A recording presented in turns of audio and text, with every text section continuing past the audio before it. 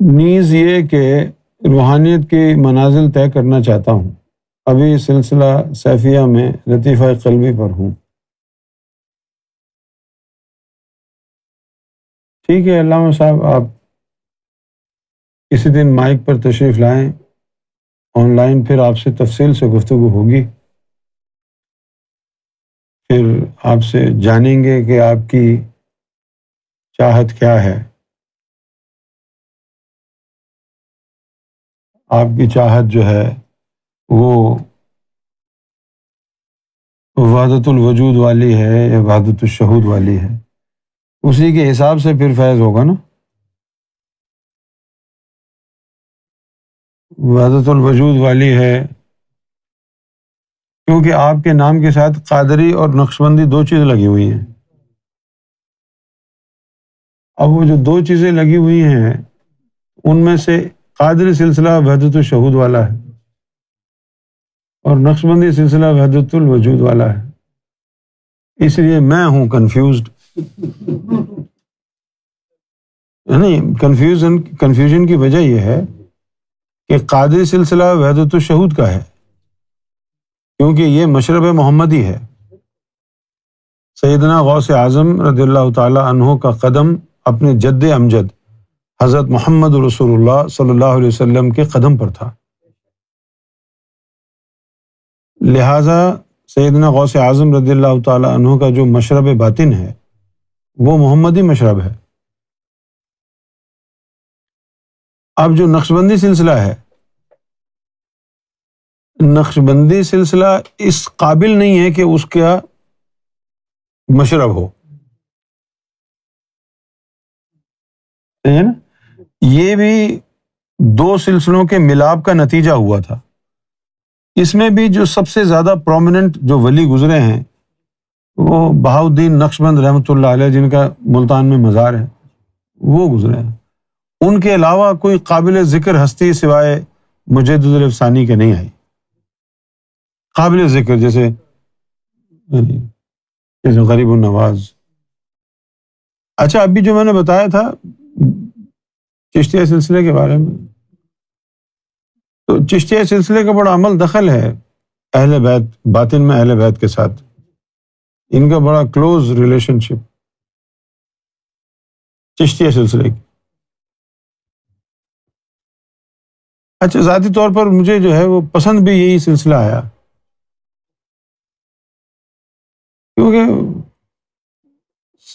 چشتیہ سلسلے میں ایک بات جو میری پسندیدگی کی ہوئی وہ یہ ہے کہ چشتیہ سلسلے میں سارے کے سارے جتنے ولی گزرے ہیں سب فنافی شیخ تھے، مرشد سے عشق۔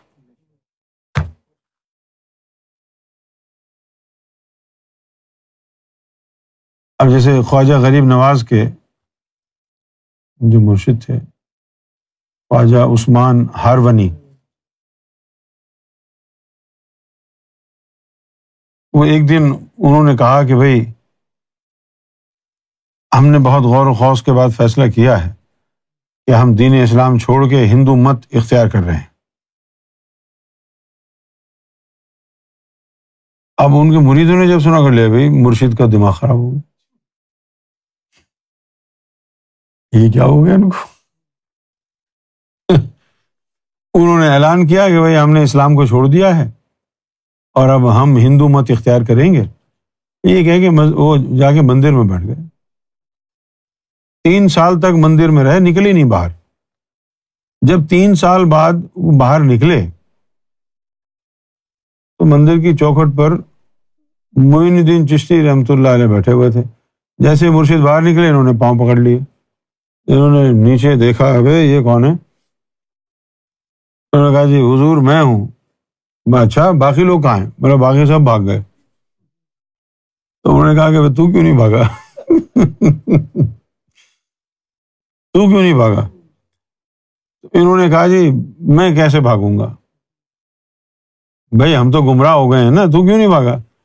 انہوں نے کہا کہ بھائی جس نے مجھے ہدایت دی ہے وہ گمراہ کیسے ہو سکتا ہے، اس میں آپ کی کوئی حکمت ہوگی۔ اس بات سے وہ خوش ہوئے اور ان کو اللہ تعالیٰ نے 22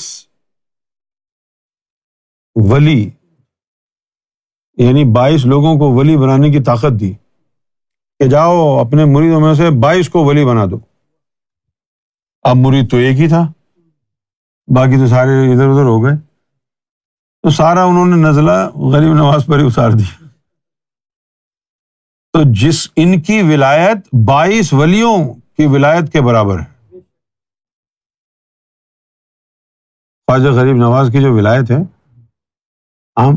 عام تو ایک ہی ولی ہے نا، ان کی ولایت 22 ولایتوں کے برابر ہے، اور جب 22 ولایتوں کے برابر کسی کی ولایت ہو تو پھر اس کو باطن میں خواجہ کہتے ہیں۔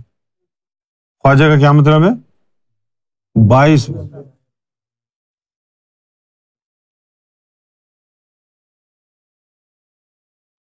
ندیم بھائی تراویح پڑھانے کے لیے آتے تھے شروع میں لندن پاکستان سے، ان کو بھی ایک خواجہ صاحب ملے تھے۔ ہاں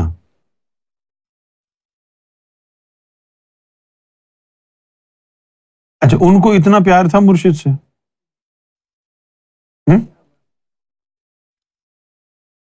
کیا کیا تھا انہوں نے؟ قرآن حدیث اسلام کو مانتے تو مرشد کو کافر بولتے، تو کس کو نبھایا غریب نواز نے؟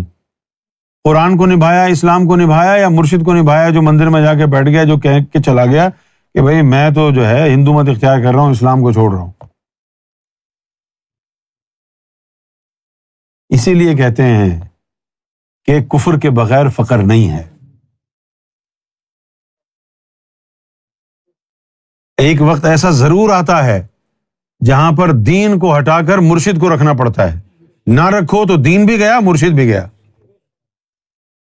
تو جن لوگوں نے مرشد کو اہمیت نہیں دی وہ فارغ ہو گئے، یہ سبق ہے۔ اچھا، اب اس طرح کی چیزیں چشتیہ خاندان میں ہوئی ہیں۔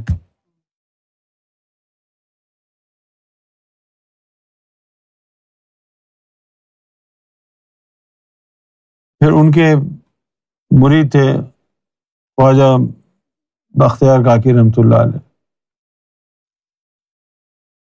پھر ان کے مرید بابا فرید، پھر بابا فرید کے مرید نظام الدین اولیاء، پھر نظام الدین اولیاء کے مرید امیر خسرو۔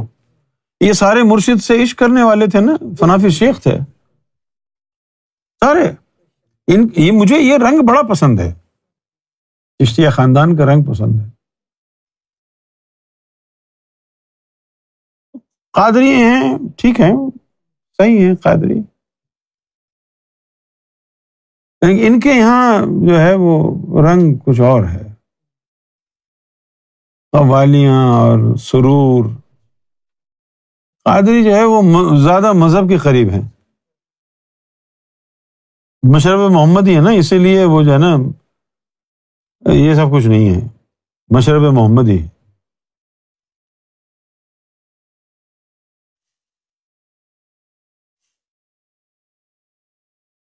پھر جو ہم نے سرکار کا رنگ دیکھا تو پھر چشتیہ رنگ بھی بھول گئے۔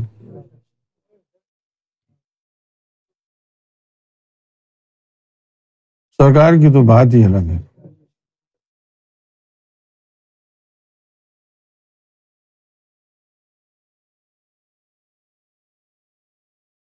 اب سرکار کا رنگ ہی الگ ہے، اس لیے دیکھو نا، ہم اللہ کے بارے میں بھی کبھی کبھی جو ہے وہ شکوہ کر لیتے ہیں، تنقید کر دیتے ہیں کہ بھئی اللہ ایسا نہیں، ایسا کرو، لیکن یہ کوئی نئی بات تھوڑی ہے۔ ابراہیم علیہ السلام کے بارے میں بھی قرآن میں لکھا ہے، وہ تو ہم تو 2-4 لفظ ہی کہتے ہیں کہ ویسے دیکھو اللہ نے کیا کیا۔ وہ ابراہیم علیہ السلام تو باقاعدہ جھگڑا کرتے تھے، قرآن میں لکھا ہے، جھگڑتے تھے۔ موسیٰ علیہ السلام کے قصے دیکھیں، وہ اللہ سے جھگڑا کرتے تھے، یعنی اللہ معاف کرے اونچ نیچ بھی ہو جاتی ہوگی، یعنی ابے تبے بھی ہوتی ہوگی، یار دوست ہے نا، یار دوستوں میں تو ہوتی ہے نا بات۔ لیکن جو اللہ نے موسیٰ کا حال کیا نا، وہ سن کے بڑا مزہ آتا ہے۔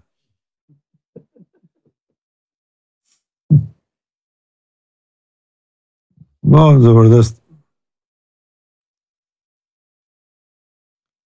جب ملک الموت کو بھیجا کہ جاؤ موسیٰ کی روح قبض کر لو، تو ملک الموت بیچارہ، وہ ملک الموت کو کیا پتا کہ یہ کون ہے؟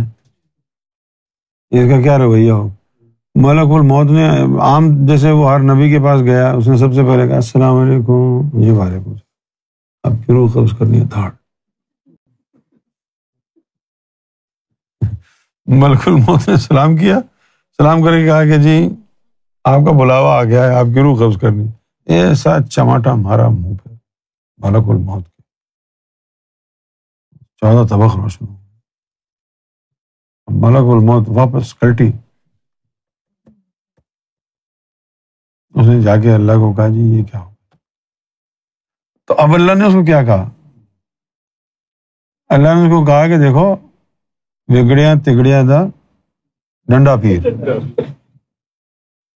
اللہ تعالیٰ نے اس کو کہا کہ تم موسیٰ کے سائز کی قبر کھودو اور اس وقت وہ یہاں سے گزرے گا، تو اس وقت اس کے پاس جانا، اس کو کہنا ہے کہ حضرت آپ کے سائز کا ایک بندہ مر گیا ہے، ذرا آپ قبر میں لیٹ کے دکھانا کہ یہ قبر صحیح ہم نے کھودی ہے کہ نہیں. انہوں نے کہا کہ چلو، وہ لیٹ گئے. اللہ تعالیٰ نے کہا کہ وہاں مٹی ڈال دو. ہاں ادھر کہہ سکتے ہیں مٹی پاؤ. قصص الانبیاء میں لکھا ہے یہ واقعہ.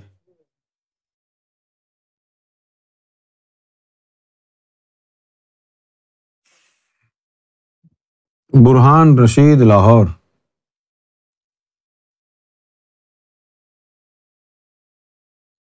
اچھا، حضور کا جو مزاج مبارک ہے وہ بڑا ہی نفیس، بڑا ہی نازک اور بہت ہی یعنی معتبر. لیکن بہت سے ولی ایسے گزرے ہیں جن کا مزاج نازک وازک نہیں تھا. انہوں نے جو ہے جب اللہ سے یاری دوستی ہو گئی. اب مسئلہ یہ ہے کہ جب اللہ کسی سے دوستی کر لیتا ہے تو اب وہ کٹی نہیں ہو سکتی. ہاں، کیونکہ وہ جو دوستی ہے نا وہ ایسے ہوتی بھی نہیں ہے. خوب اللہ تعالیٰ جو ہے نا اس کے کس و بل نکال دیتا ہے ولی بنانے تک. امتحانات پہ امتحانات، ماں باپ بیوی بچے دین دنیا سب چھڑا کے وہ وہاں پہنچتے ہیں. پھر جب وہ پہنچتے ہیں تو وہ بھی اپنا غصہ پھر بعد میں اتارتے ہیں.